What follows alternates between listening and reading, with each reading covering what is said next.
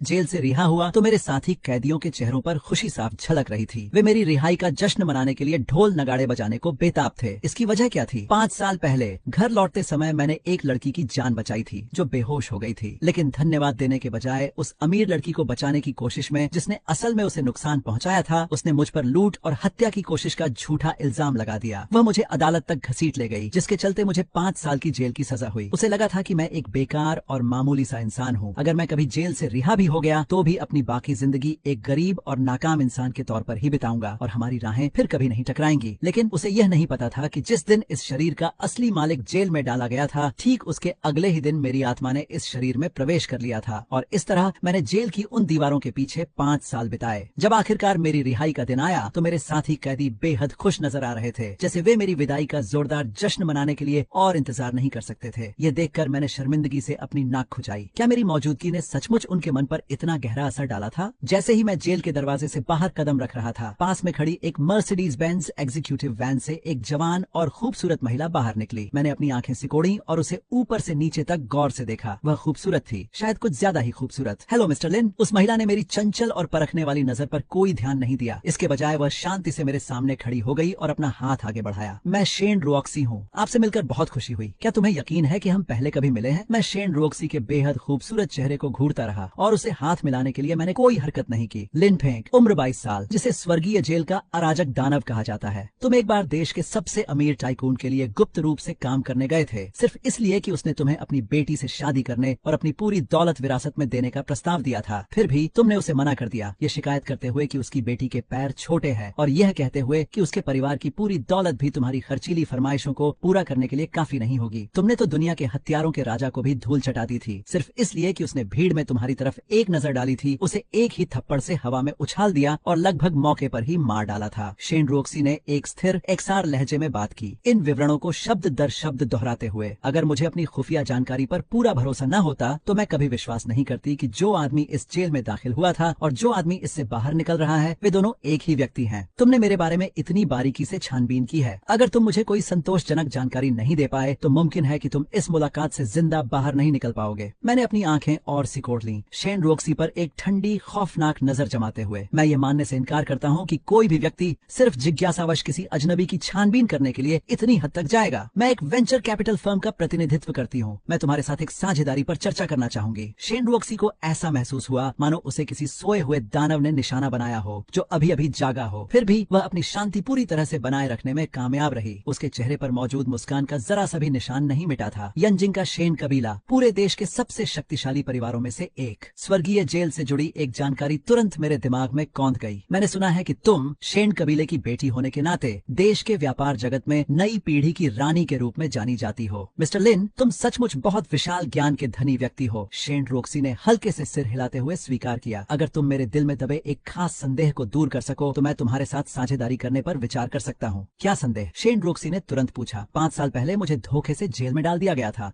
मुझे स्वर्गीय जेल में क्यों कैद किया गया था? ठीक उसी पल मेरे मन में झाओ याकी के चेहरे की तस्वीर उभर आई। उसके चेहरे पर एक बुरी भाव थी और उसकी आंखों में एक तीखी खतरनाक चमक थी। 5 साल पहले जब मैं घर लौट रहा था तो मेरी मुलाकात झाओ याकी और उसके बॉयफ्रेंड सुनहाओ से हुई। वे दोनों आपस में जोरदार बहस कर रहे थे। तभी एक हादसा हो गया। सुनहाओ ने अनजाने में झाओ को जमीन पर धक्का दे दिया, जिससे उसके सिर पर गहरी चोट लगी और वह सदमे में चली गई। घबराकर सुनहाओ ने मुझसे, जो उस समय बस वहाँ से गुजर रहा एक राहगीर था, मदद की गुहार लगाई। उस समय मैं एक नेक दिल इंसान था। बिना कुछ सोचे समझे मैं उसे बचाने के लिए तुरंत आगे बढ़ा, लेकिन होश में आने पर झाओ याकी ने जरा भी एहसान नहीं माना। इसके बजाय सुनहाओ के उकसाने पर उसने मुझ पर ही पलटवार कर दिया और मुझ पर झूठा इल्जाम लगाया कि झगड़े के दौरान मैंने जानबूझकर उसे चोट पहुंचाई थी। आखिरकार मुझे बेकसूर होते हुए भी जेल में डाल दिया गया। मैं भी उस पूरी कहानी के पीछे की सच्चाई जानना चाहूंगी। शेन रोक्सी ने एक कड़वी मुस्कान दी। तियान्यू शिया साम्राज्य की सबसे रहस्यमयी जेल है और मैंने जो जानकारी जुटाई है उसके आधार पर सुनहाओ और झाओ याकी का कोई खास रिश्ता नहीं है। उन्हें तो छोड़िए, जिनके पास आपको उस रहस्यमयी तियान्यू जेल में डलवाने की ताकत हो, उन्हें तो शायद यह भी नहीं पता होगा कि ऐसी कोई जगह मौजूद भी है। अगर ऐसा है तो फिर साझेदारी का तो कोई सवाल ही नहीं उठता। ये सुनकर बातचीत जारी रखने में मेरी सारी दिलचस्पी तुरंत खत्म हो गई। मिस्टर लिन, भले ही साझेदारी मुमकिन न हो, लेकिन शायद हम दोस्त तो बन ही सकते हैं। शेन रोक्सी ने हल्की सी मुस्कान के साथ कहा। मुझे याद है कि आपका घर जियांगजो शहर में है। इत्तेफाक से मैं भी जियांगजो ही जा रही हूँ। अगर आपको मेरे से कोई परहेज न हो तो आप मेरे प्राइवेट जेट में मेरे साथ चल सकते हैं। आप इतनी उत्साह दिखा रही हैं तो मैं भी आपको निराश नहीं करूंगा, मैंने शरारती अंदाज में मुस्कुराते हुए कहा। 4 घंटे बाद शेन रोक्सी का प्राइवेट जेट जियांगजो हवाई अड्डे पर उतरा। प्राइवेट जेट के केबिन में बने बेडरूम के अंदर मैं नरम और विशाल बिस्तर पर आराम से सोया हुआ था और शेन रोक्सी की मदहोश कर देने वाली खुशबू को अपनी सांसों में भर रहा था। एक ऐसी खुशबू जो खून में हलचल मचा देती थी और जो बिस्तर पर अभी भी महक रही थी। मैंने आलस भरे अंदाज में अंगड़ाई ली और फिर धीरे धीरे उठकर खड़ा हो गया। बढ़िया बिस्तर है, अफसोस कि तुम इसे मेरे साथ शेयर करने के लिए यहाँ नहीं थी। मैं बेडरूम से निकलकर मेन केबिन में आया और मजाकिया लहजे में यह बात कही। तो मैं मान लूं कि मेरे मामलों की तुम्हारी जांच अभी खत्म नहीं हुई है? मैडम, ये आदमी बहुत ज्यादा घमंडी है। एक तेज बॉब कट बालों वाली औरत अचानक अपनी सीट से खड़ी हो गई। वह साफ तौर पर नाराज लग रही थी। वह शेन रॉक्सी की असिस्टेंट थी जिसका नाम लिन शियाओवान था। जो आदमी तियान्यू की चारदीवारी के अंदर सबसे ऊपर राज करने की काबिलियत रखता हो, उसे घमंडी होने का पूरा हक है। शेन रॉक्सी मेरी दूर जाती हुई परछाई को देखती रही। उसकी आंखों में एक सुनहरी चमक कौंध रही थी। मुझे यकीन है कि वह दिन दूर नहीं जब शिया किंगडम और सच कहूं तो पूरी दुनिया उसके जेल से छूटने की खबर सुनकर कांप उठेगी। मैं भी उसे यह कारनामा करते देखने का बेसब्री से इंतजार कर रही हूँ। लिन शियाओवान पूरी तरह हैरान होकर मुझे देखती रही जब मैं सीधे केबिन के दरवाजे से बाहर निकल गया। केबिन के ठीक बाहर प्राइवेट जेट के पिछले हिस्से से जुड़े बोर्डिंग ब्रिज पर झाओ याकी खड़ी थी। वही औरत जिसने मुझे फंसाकर जेल भिजवाया था। अब वह एक मशहूर इंटरनेट सेलिब्रिटी और लाइव स्ट्रीमर बन चुकी थी और उसके आसपास उसके असिस्टेंट और बॉडीगार्ड मौजूद था। मैं अभी अभी जेट ब्रिज से निकलकर एयरपोर्ट टर्मिनल की तरफ बढ़ रहा था। आखिर कब मैं अपना खुद का एक प्राइवेट जेट खरीद पाऊंगा? जैसे ही झाओ याकी जेट ब्रिज से बाहर निकलने लगी, उसने शेन रॉक्सी के प्राइवेट जेट की तरफ देखा। उसके चेहरे पर साफ तौर पर जलन झलक रही थी। इत्तेफाक से ठीक उसी पल उसकी नजर मुझ पर पड़ी जब मैं जहाज से नीचे उतर रहा था। उसकी नजर के रास्ते में थोड़ी रुकावट थी, इसलिए वह सिर्फ मेरी आधे चेहरे को ही देख पाई। ये आदमी कुछ जाना पहचाना सा लग रहा है। झाओ याकी एक पल के लिए रुकी और पलक झपकते ही मेरी तस्वीर उसके जहन में कौंध गई। फिर भी उसे जरा भी पछतावा महसूस नहीं हुआ। इसके बजाय उसे अचानक जी मिचलाने लगा, एक बेहद घिनौना सा एहसास। ठीक वैसे ही जैसे 5 साल पहले हुआ था जब मेरी जान बचाने के बाद वह मेरे सामने खड़ी पाई गई थी। झाओ याकी ने सहज ही अपने कपड़े और कसकर पकड़ लिए। धत तेरे की, उसने मन ही मन कोसा। मेरा शरीर ऐसे लंपट नीच के सामने कैसे बेनकाब हो सकता है? ऐसा लग रहा है जैसे कोई कीड़ा मेरे पूरे शरीर पर रेंग रहा हो। वह घिनौना इंसान नहीं हो सकता। सुनहाव ने मुझे बताया था कि एक बार जब उसे जेल में डाला गया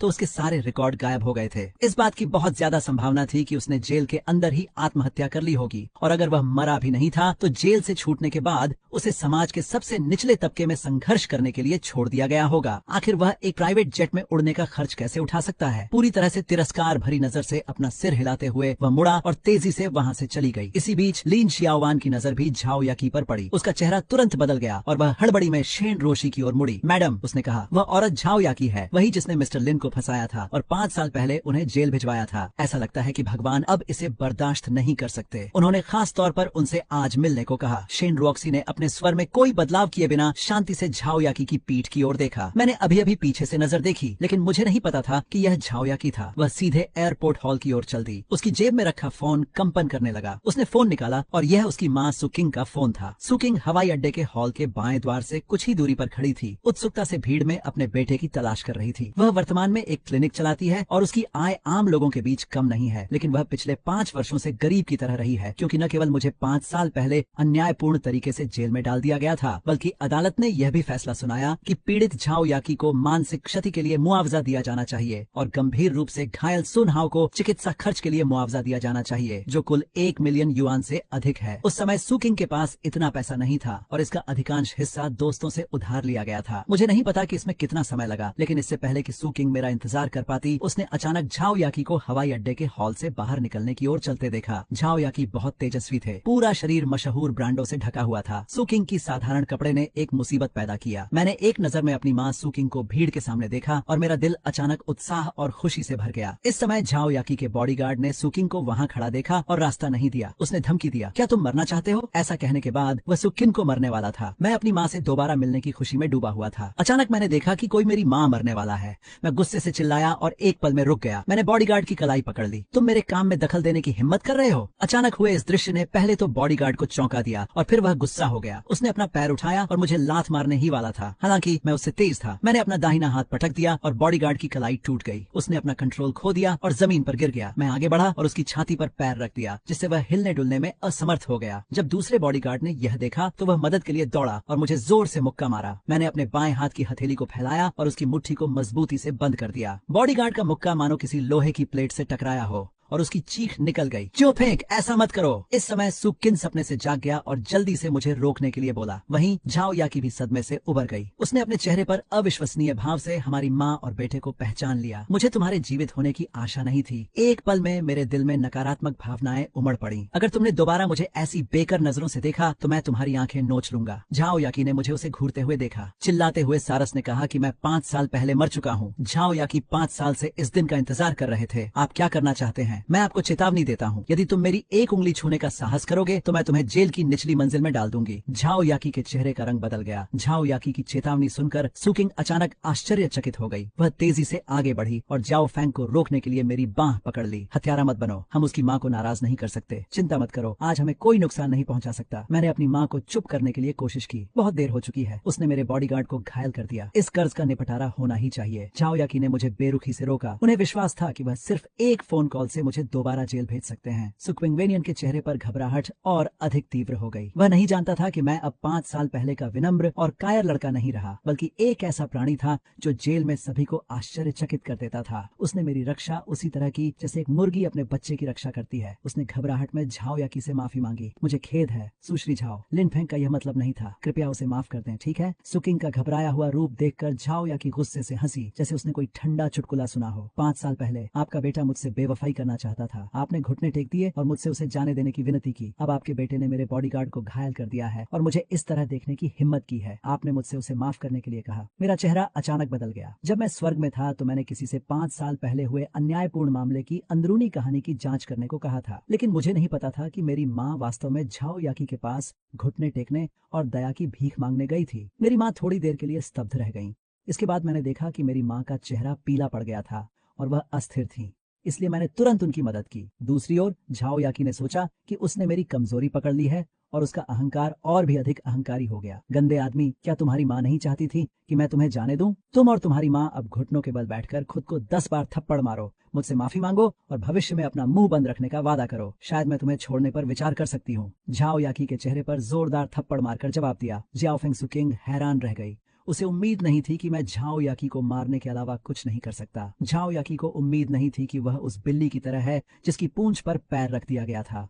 उनके बाल पूरी तरह से बिखरे हुए थे। तुम्हारी मुझे मारने की हिम्मत कैसे हुई? मैंने फिर से थप्पड़ मारा। इस थप्पड़ ने झाओ याकी को सीधे जमीन पर गिरा दिया। मैं आगे बढ़ा और झाओ याकी के चेहरे पर पैर रखा और ठंडे स्वर में कहा, तुरंत मेरी माँ से माफी मांगो। मेरे शरीर पर रेत अचानक फट गई, जैसे कोई खून का प्यासा हथियार खोल दिया गया हो। उसके आसपास के सभी लोग भयभीत महसूस कर रहे थे। झाओ याकी को तुरंत लगा कि मृत्यु का देवता आ रहा है और उसका शरीर कांपने के अलावा कुछ नहीं कर सका। मुझे माफ कर दो चाची, मैं गलत थी, कृपया मुझे मत मारो। झाओ याकी, ये आपकी माफी से बस थोड़ी सी दिलचस्पी है। याद रखें कि मैंने पहले क्या कहा था, मैं आपको जल्द ही ढूंढ लूंगा। कोई भाग नहीं सका। झाओ याकी पूरी तरह से डर गई थी और उसका दिमाग शून्य हो गया था। वह चावल पर चोंच मारती मुर्गी की भांति सिर हिलाती रही। मैंने बकवास करना बंद कर दिया और झाओ याकी को जाने दिया, जो डर गई थी। वह खड़ा हुआ और अपनी माँ सुकिन को जाने में मदद की। झाओ याकी के सहायक और बॉडीगार्ड सभी एक तरफ खड़े थे। जब तक मैंने सुकिन को दूर जाने में मदद नहीं की, तब तक मैं झाओ याकी की मदद के लिए जल्दी से आगे नहीं बढ़ा। झाओ याकी ने बॉडीगार्ड को उसकी मदद करने दी, जैसे कि वह कोई बुरा सपना देख रही हो, अपने चेहरे पर हैरानी भरे भाव के साथ। मिस झाओ, क्या आप ठीक हैं? ये देखने के बाद एक बॉडीगार्ड खुद को पूछे बिना नहीं रह सका। झाओ याकी ने बॉडीगार्ड की ओर एक तक देखा और फिर उसके चेहरे पर तेज दर्द देखा। वह गिर गया और चिल्लाया, मुझे इस तरह पीटा गया। क्या आपको लगता है कि कुछ गड़बड़ है? तुम दोनों बेकार आदमी एक मनहूस आदमी से भी नहीं निपट सकते। मुझे आप पे पैसे क्यों खर्च करने चाहिए? मिस झाओ, हम कमजोर नहीं है, लेकिन वह आदमी लड़ाई में बहुत अच्छा है। मैंने उसके हाथ पर मुक्का मारा और मेरे सीधे हाथ की हड्डी टूट गई। तो क्या हुआ? अगर वह लड़ाई कर सकता है? यह कानून द्वारा शासित समाज है। मैं चाहता हूँ कि वह अपनी पूरी जिंदगी जेल में बिताए। वह कभी बाहर नहीं आएगा। लिनफेंग ने जो कहा था उसे उसने बिल्कुल भी दिल से नहीं लिया। इसके बजाय वह गुस्से से भरा हुआ था और बदला लेना चाहता था। दूर से सुकिंग ने झाओ याकी की उन्मादी दहाड़ सुनी। उसका चेहरा बदल गया और उसने उत्सुकता से जो फेंक से पूछा, क्या तुमने उसे मारा? क्या होगा अगर वे तुम्हें गिरफ्तार करने के लिए पुलिस को बुलाएं? माँ, चिंता मत करो। मैंने अपनी माँ की पसीने से भरी हथेली को कसकर पकड़ लिया और आगे बढ़ गया। आज के लिए बस इतना ही। मिलते हैं इसके नेक्स्ट चैप्टर में। तब तक के लिए गुड बाय।